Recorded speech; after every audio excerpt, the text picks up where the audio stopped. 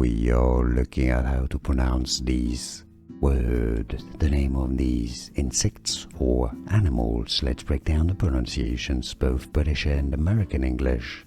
Pronunciations are similar here. Bees, a long E sound, just one syllable. Bees.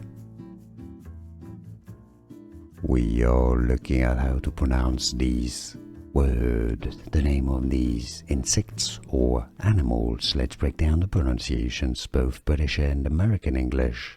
Pronunciations are similar here. Bees, a long E sound, just one syllable. Bees. Here are more videos on how to pronounce more confusing words and names too many mispronounced. Like this video if you found it useful. I appreciate your support. I'll see you soon and thanks for watching.